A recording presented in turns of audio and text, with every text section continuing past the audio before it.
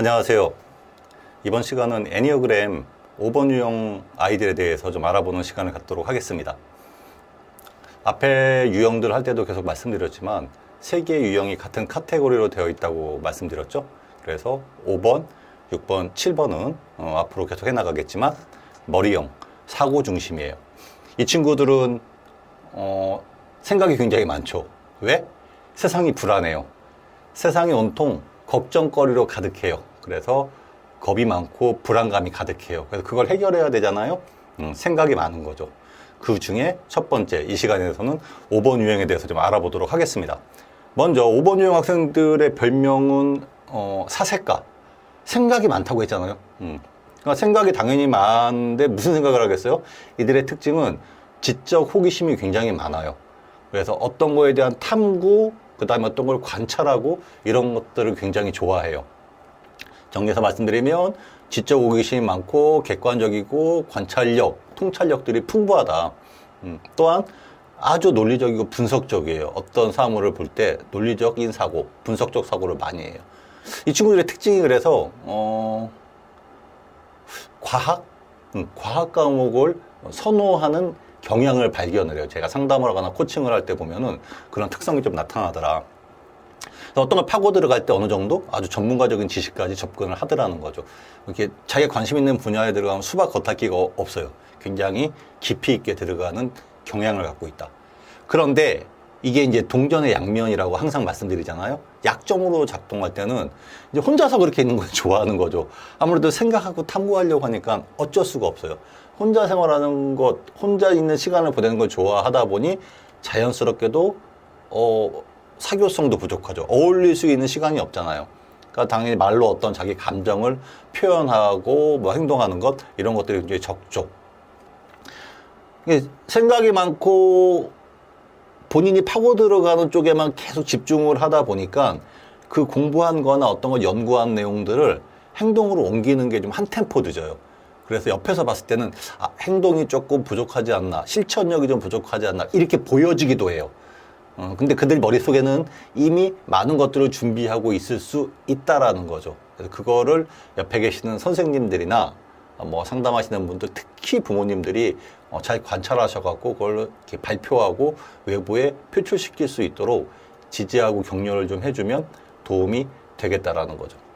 이 친구들 특징이 방금 말씀드렸듯이 혼자 있는 걸 좋아하다 보니까 공부할 때도 그래요. 이렇게 막 어울려서 집단으로 생활하는 것보다는 그냥 이렇게 뭐 자기만의 공간 이런 데 들어가서 좀 조용히 생활하고 이런 것들을 좀 선호하죠. 특히나 학교 갔다 와서 5번 유형의 아이들의 특징 중에 하나는 뭐 다 그렇지 않겠지만 일반적으로 좀 자기만의 공간, 보통 자기 방이 있으면 자기 방에 들어가서 조용히 좀 휴식을 취하는 경우가 많아요. 왜?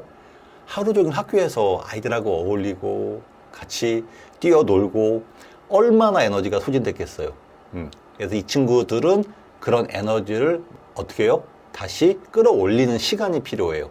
그 시간이 이제 보통 집에 와서 자기 방에서 잠깐 쉬었다가 나오는 거죠. 또는 학교에서도 마찬가지예요.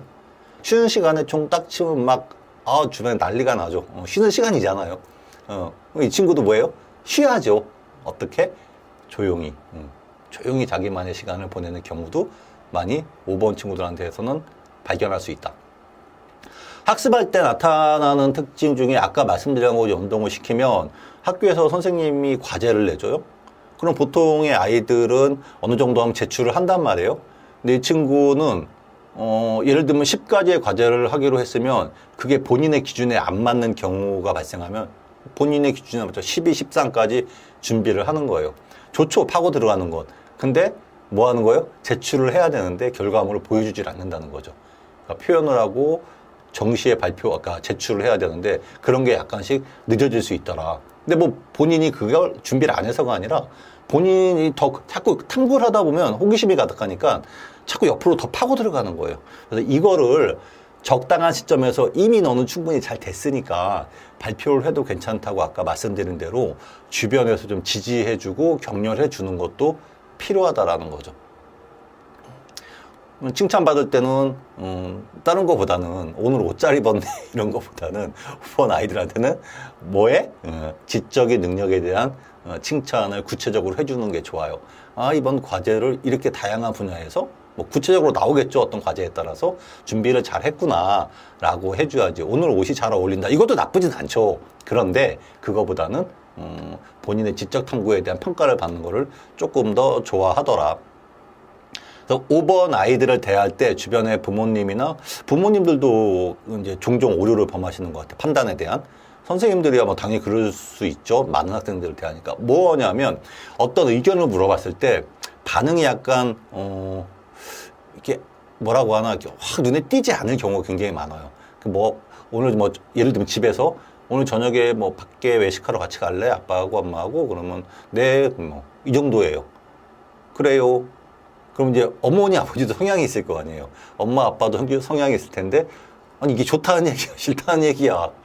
근데 그 아이들한테 물어보면 자기는 긍정해 좋다는 의사표시를 분명히 했다라고 얘기를 해요. 근데 주변에서 아, 딱 부러지게 얘기를 안 하냐 뭐 이런 평가를 한다라는 거죠.